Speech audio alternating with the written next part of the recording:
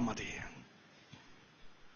ചില പള്ളിയിലൊക്കെ ധ്യാനിപ്പിക്കാൻ ചെല്ലുമ്പോ, പ്രത്യേകിച്ച് കുർബാന കൊടുക്കുന്ന സമയത്ത്, കുർബാന കൊടുത്തുകൊണ്ടിരിക്കുമ്പോൾ ചില പെൺകുട്ടികൾ വന്ന് നിൽക്കുമ്പോൾ കുർബാന കൊടുക്കാനും തോന്നാറില്ല, ഇതുങ്ങളെ പള്ളിയിൽ നിർത്താനും തോന്നാറില്ല. കാരണം മറ്റൊന്നുമല്ല, ഒന്നെങ്കിൽ ഒരു ജീൻസ്, ഇല്ലെങ്കിൽ പാൻസ്, ഷർട്ട്, ബനിയൻ, ഇതിലേതെങ്കിലും ഒന്നിടും. എന്നിട്ട് കയ്യിൽ ഒരു മൊബൈലും കാണും, ഒരു ടവലും കാണും. ആ തലമുടി ഒന്ന് ചീമ്പി പോലും ഒരു റിബൺ ഇട്ട് കെട്ടിവെച്ചിട്ടില്ല, അതും പറപ്പിച്ചിട്ടിട്ടുണ്ട്. എന്നിട്ട് വലിയ ആരെയോ കാണിക്കാനായിട്ട് വന്നിങ്ങനെ നിപ്പുണ്ട്. എന്തിനാ ആ സാധനം പള്ളി വന്നേക്കണേന്ന് എനിക്കറിഞ്ഞുകൂടാ. എന്റെ ചോദ്യം ഇതാ ഇവിടെ ഇരിക്കുന്ന സ്ത്രീ മക്കളോട്. ആൺകുട്ടികൾ ഇടുന്ന ജീൻസും പാൻസും ഷർട്ടും ബനിയനും ഇടാൻ കത്തോലിക്ക സഭ നിനക്ക് അനുവാദം തരുന്നുണ്ടോ? ഉണ്ടോ? പോട്ടെ, കത്തോലിക്ക സഭ ഇച്ചിരി നീക്കിയിരുത്തുക. പരിശുദ്ധ ബൈബിൾ നിനക്ക് അനുവാദം തരുന്നുണ്ടോ? എന്താ ഇതിനെക്കുറിച്ച് വചനം പഠിപ്പിക്കുന്നത്? നിയമാവർത്തന പുസ്തകം 22-ാമത്തെ അധ്യായം 5-ാമത്തെ വചനം എന്ന് കേട്ടേക്കണേ. നിയമാവർത്തന പുസ്തകം 22-ാമത്തെ അധ്യായം 5-ാമത്തെ വചനം പഠിപ്പിക്കാണ്. സ്ത്രീ പുരുഷന്റെയോ പുരുഷൻ സ്ത്രീയുടെയോ വസ്ത്രം അണിയരുത്, അപ്രകാരം ചെയ്താൽ അവർ ദൈവത്തിന് നിന്ദ്യരാ. ദൈവത്തിന് നിന്ദ്യരായി തീർന്നിട്ട് പള്ളി വന്ന് കയറി കരം കുപ്പി പിടിച്ച അമ്മയെക്കാളും കൂടുതൽ ഭക്തി കാണിച്ച കൃപ കിട്ടുമോ? ചിന്തിച്ചേ. ഇന്ന് അനേകം പെൺകുട്ടികളുടെ വരവ് എങ്ങനെയാ? പ്രിയപ്പെട്ട ദൈവമക്കളെ, ഓരോ ആൺമക്കൾ ഇന്ന് എന്നോട് ഈ യൂത്തിനൊക്കെ ക്ലാസ് എടുത്തിട്ട് അല്ലെങ്കിൽ ധ്യാനം കഴിഞ്ഞിട്ട് വരുമ്പോൾ പല ആൺമക്കളും എന്നോട് പറയുന്നുണ്ട്, അച്ഛാ നല്ല തീരുമാനം ഈ ധ്യാനത്തിലൂടെ എടുത്തിട്ട് ഞങ്ങൾ പുറത്തേക്ക് ഇറങ്ങി ചെല്ലുമ്പോഴേക്കും കാണുന്നത് അർത്ഥനഗ്നത കാണുന്ന വസ്ത്രമിട്ട് പെൺകുട്ടികൾ പോകുമ്പോൾ അറിയാതെ പ്രലോഭനം കയറി പാപത്തിൽ വീണു പോകും അച്ഛാ ഞങ്ങള്. മക്കളെ, വചനം എന്താ ഇതിനെക്കുറിച്ചും പഠിപ്പിക്കുന്നേ? ദുഷ്പ്രേരണ ആരുമൂലമുണ്ടാകുന്നവോ അവന് കൂടുതൽ നല്ലത് കഴുത്തിൽ തിരികല്ല് കെട്ടിയിട്ട് കടലിന്റെ ആഴത്തിൽ കൊണ്ടി തള്ളുന്നതാ.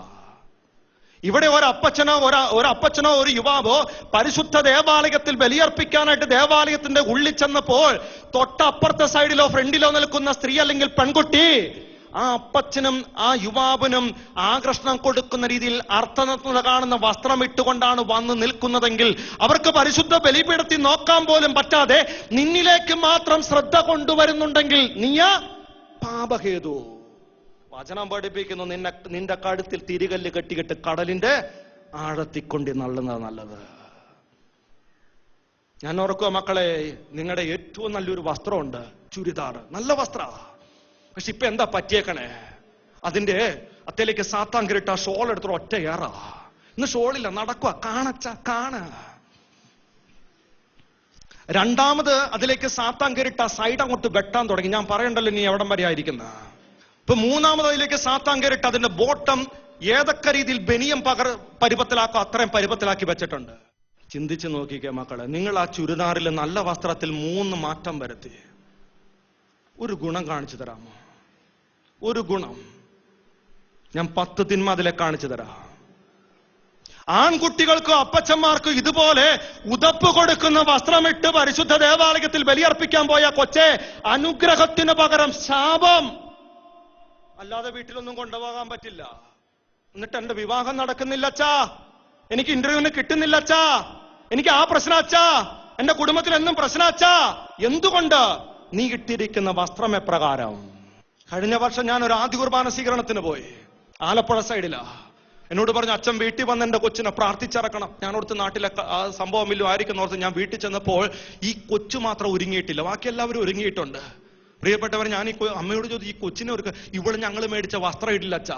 ഞാൻ കൊച്ചിന് ഒരു ഉപദേശമൊക്കെ കൊടുത്ത് ഒരു ചോക്ലേറ്റ് ഒക്കെ കൊടുത്ത് ഞാൻ ആ കൊച്ചിനെ അമ്മയുടെ കൈ കൊടുത്ത് പെട്ടെന്ന് ഒരുക്കി എടുത്തുകൊണ്ട് വരാൻ പറഞ്ഞു. ഞാൻ നടുക്കത്തെ മുറി പ്രാർത്ഥിക്കാനായിട്ട് നിന്നപ്പോൾ ഈ കൊച്ചിനെ ഒരുക്കിക്കൊണ്ട് അമ്മ ഇങ്ങോട്ട് വന്നു. കണ്ടപ്പോൾ ഞാൻ കൊച്ചിനെ ഒരു നോട്ടം, കൊച്ചെന്നെ ഒരു നോട്ടം. പ്രിയപ്പെട്ടവരെ, ഞങ്ങൾ രണ്ടുപേരും ചൂളി നിന്നു. കാരണം എന്നറിയാമോ? അർത്ഥനഗ്നത കാണുന്ന ഒരു വസ്ത്രമാ ആദ്യ കുർബാനയ്ക്ക് അമ്മ കൊച്ചിനെ മേടിച്ചിട്ട് കൊടുത്തേക്കണേ. എന്റെ ചോദ്യവും ചിന്ത ഇത്രേ മാത്രമേ ഉള്ളൂ. അമ്മയുടെ ലക്ഷ്യം എന്താ? ഈ കൊച്ച് ഏറ്റവും ഒരുക്കത്തോടും യോഗ്യതയോടും കൂടി ഈശോയെ സ്വീകരിക്കണമെന്നതാണോ? അതെയോ 4 പേരെന്റെ കൊച്ചിനെ കാണണം, ശ്രദ്ധിക്കണം. അമ്മയുടെ ലക്ഷ്യം എന്താ? മക്കളെ, നിങ്ങൾ ഒരു കടയില് നിന്റെ കൊച്ചിന് വസ്ത്രം മേടിക്കാനായിട്ട് കയറുമ്പോൾ നിന്റെ ലക്ഷ്യം എന്താ? എന്റെ കൊച്ചു 4 പേരാൾ കാണപ്പെടണം, അതെയോ എന്റെ ഈശോ ഇതിൽ സംപ്രീതനാകണം. ഒരു അബോർഷൻ ചെയ്യുന്ന ഡോക്ടറിന്റെ വാതിലിന്റെ തൊട്ടടുത്ത് അപ്പനും അമ്മയും ഒരു പെൺകൊച്ചും ഒരാൺകൊച്ചും നിപ്പാ. ജീസസ് യൂത്തിലുള്ള ഒരു പെൺകൊച്ചിന് മനസ്സിലായി ഇതൊരു അബോർഷൻ കേസാ വന്ന് നിൽക്കണേന്ന്. ഒരു 4-5 പേര് അപ്പുറം ഇപ്പുറം മാറി നിൽക്കാനായിട്ട് തുടങ്ങിയപ്പോൾ ജീസസ് യൂത്തിലുള്ള പെൺകൊച്ചി എന്നാ ചെയ്തെന്നറിയാമോ? ഒരു ബഹളവും ഒച്ചപ്പാടും ഉണ്ടാക്കിയിട്ട് അവിടെ നിന്ന് അപ്പച്ചന്റെ കാലിലേക്ക് വീണ് ഒരു കരച്ചിലം കൊണ്ട് നടത്തി. ആളുകളൊക്കെ പെട്ടെന്ന് കൊണ്ട് ഓടിക്കൂടാൻ തുടങ്ങി. നിലത്ത് കിടക്കുന്ന കൊച്ചിനെ തട്ടിയിട്ട് ചോദിച്ചു, നീ എന്തിനാ ഇവിടെ കിടന്ന് കരകണേ? ഈ പെൺകൊച്ചു പറഞ്ഞു, എഴുന്നേറ്റിട്ട് പറഞ്ഞു, ദാ ഒന്ന് കൊച്ചിനെ കൊല്ലാനല്ലേ നിങ്ങൾ കൊണ്ടുവന്നേക്കണേ, കൊല്ലരുത്, ഒന്ന് പ്രസവിച്ച് തന്നാ മതി.